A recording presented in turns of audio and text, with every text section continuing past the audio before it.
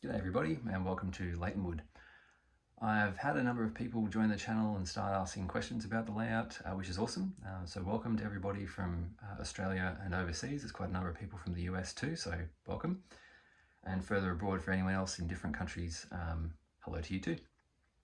I thought I'd just explain what the layout is and what it does, how I've designed it, what's gone into it, and give you a bit of an overview of not only construction and everything used in it, but also the operations that we do and the prototype that's modeled, just to help put everything in one spot.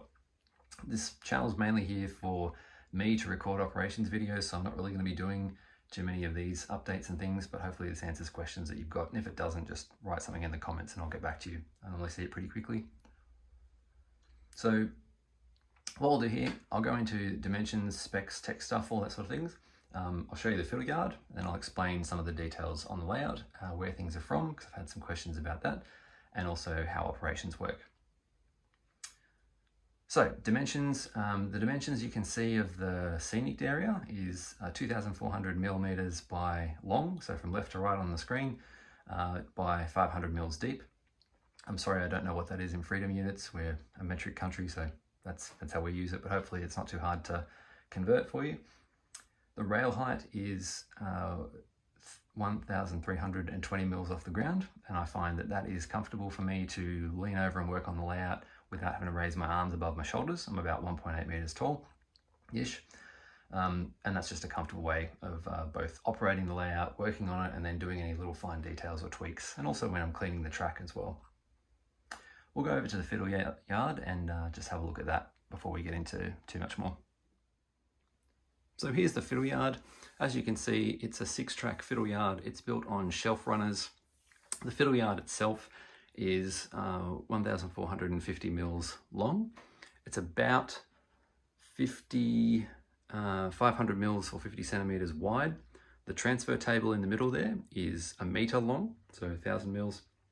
And so one end obviously has a 20 centimeter runoff and the other end has 25. The 20 is at the other end, it's longer, and the 25 is just here in front.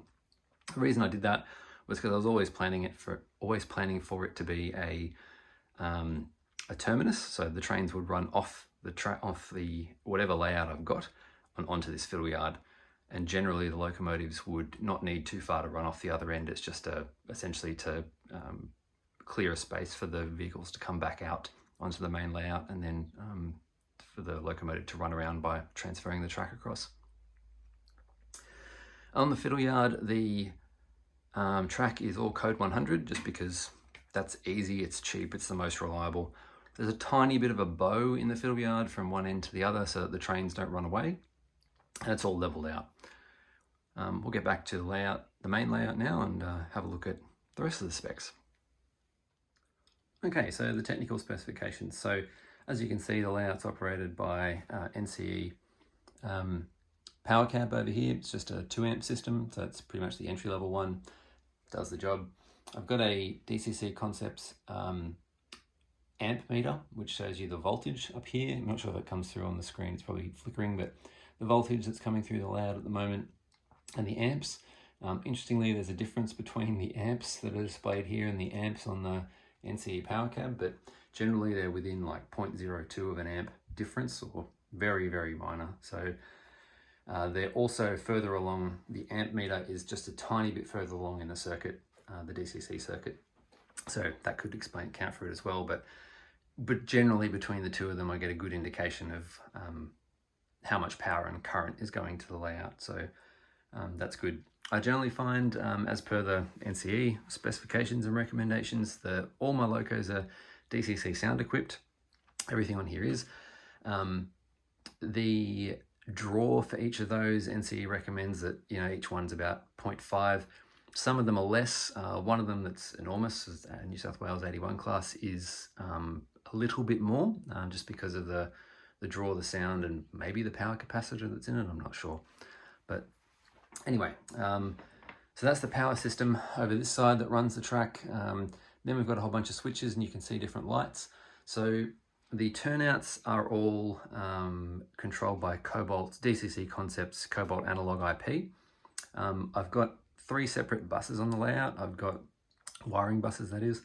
I've got the DCC track power bus, the accessory bus, which controls all of the Rapido uncouplers that you can see here, a little purple blue light, and it also controls the level crossing lights and the Iowa Scaled Engineering squealer unit that I've got, which is about here on the layout in the steel sidings. You can hear it sometimes in some of the videos.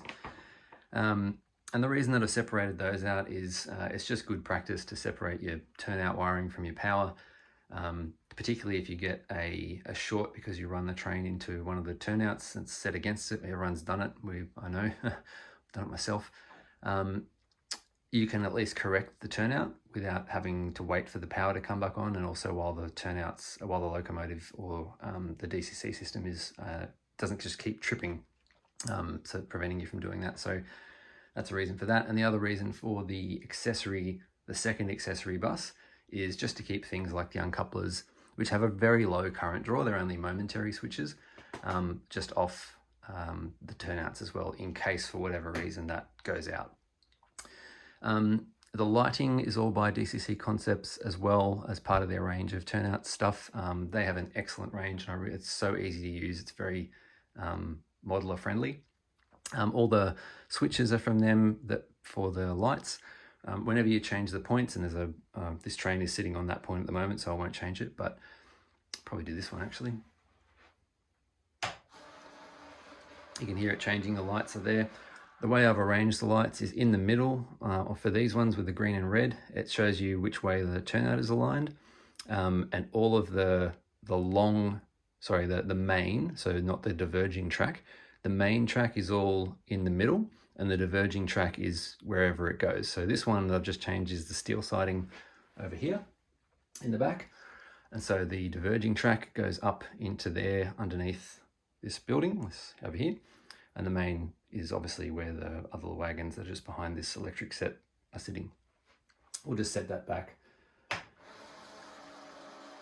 The Rapido uncouplers are, and I've labelled them all, so as per New South Wales prototype, they're all labelled as per a frame. So we referred to lever frames on the New South Wales prototype. So I've got frame A, B through to F, all the way further down for all the different, the 6, if my math is correct, yep, 6 turnouts. The Rapido uncouplers are fantastic. They're all mounted in throughout the layout in various places. To work out where I wanted to put those, I had to run the layout for a couple of sessions just to work out where the common places were that I stopped, and I'd put a sticker there, and once I worked out the places that had the most stickers, that was the most common place to stop. The other thing you've got to be wary of is they're not that reliable if you do it on a curve. They really like and work really well if you have them on a straight. So incorporating lessons learned from previous layouts, I've done that here as well. Just looking at other details. As I said, the squealer unit is from IAC. That's basically just introduces a rail squeal noise. We'll see if we can fire that up later on. And the level crossing also has a Iowa Scaled Engineering level crossing sound unit, or sound bites, they call it, speaker, which lives in one of the buildings. And that is specifically operated by, or sorry, deliberately I should say, operated by an on-off switch, because I didn't want to have, you can have sensors which will sense when the train stops, but there's a reason for that, and I'll come to that in just a second once we get into operations. If you've got any questions about any of the technical specs or anything like that, feel free to leave a comment and I'll get back to you. But I've covered all of this in the Australian Model Railway magazine from February to October in 2025. There's been a series of layout articles published in there, and I just want to thank the editor, Scott, for taking me up on the offer to put that in, because it's helped me remember where things are, and I've got a record, but also a bunch of people as I was building it were asking me various questions about it, and it's a good way just to share. And I think that I certainly found reading things like Model Railroader's Virginian project series build about a decade ago was really useful in getting into DCC and understanding that. And it's not limited to an overseas prototype. It's nice to be able to see your own stuff in Australia replicated on the in the magazine press from a beginner level as well. I consider myself a beginner, but there's been a number of layouts before this. This is probably the 4th that I've built, and all the lessons I've learned have gone into this. So yeah, don't feel disheartened if you start and it doesn't look like what you dreamed of. You just got to keep going. All right, enough of that. Let's get into prototype. Okay, let's talk about prototype. So I model the late Public Transport Commission era in New South Wales. This year in particular is 1979. And the reason I model this is because in this era, the older four-wheel rolling stock, that is the non-bogeyed stock, was being mixed amongst the modern high-capacity bogey wagons that were being introduced, such as this wagon you can see in the screen at the moment. That's a PRX cement hopper.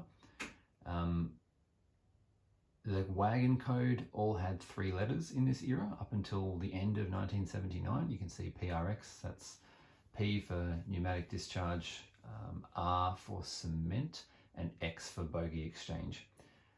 In 1979, all of the railways around Australia got together and worked out what was called the Railways of Australia wagon coding system, and that was designed to ensure interoperability between each of the states and all their systems, as the dream of standard gauge network across the country from all the capital cities, with the exception of Darwin, had been realised on the mainland. So these wagons got recoded not more than probably a year later. So in 1980, they started to see everything get very quickly recoded to 4 letters. And this wagon in particular that we're looking at right now became NPRY. So N for New South Wales, P for pneumatic discharge, R for cement, and Y for high speed, I think it was, high speed bogey. The last letter was always the bogey.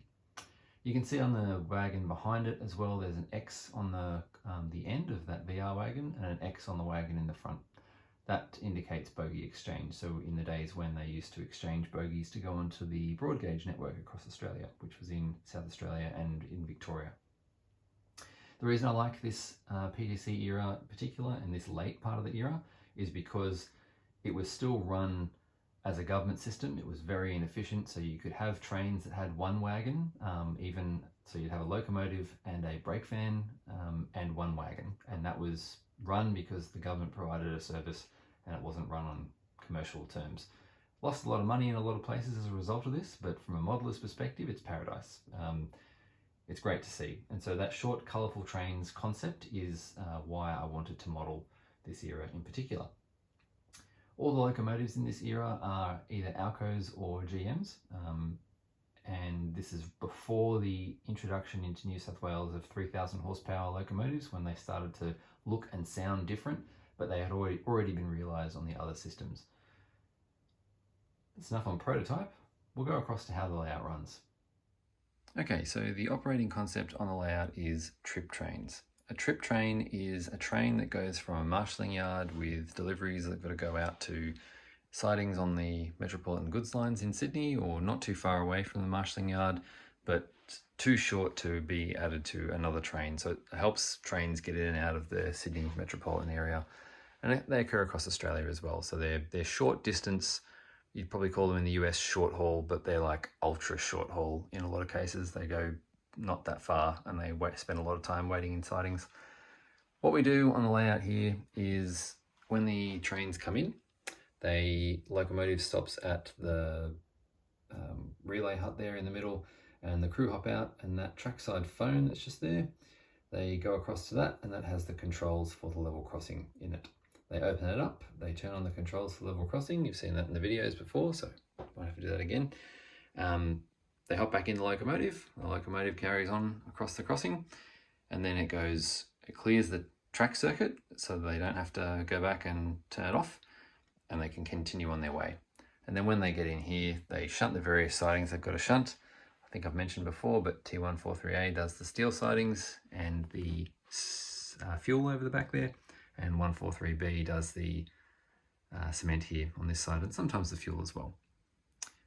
The other vehicles that operate on this are a pay bus, which comes in. I'll put a video of that on the end of this so you can see what I mean. It's a very interesting little vehicle, and it brings the fortnightly pay to these guys. These are the track working gang, otherwise known in Australia as the fettlers. And that's just an extra little movement I can do, which is fun to add some operational variety. And I also have the employees trains or workers trains, which operate periodically as well. Sometimes it's sort of when I feel like it. I mainly always run freight, but when I feel like it, I'll bring in one of these just to make it a bit different and to mix things up as well. And it also gives you a reason to clear the yard and line everything up on the runaround track so they can get out.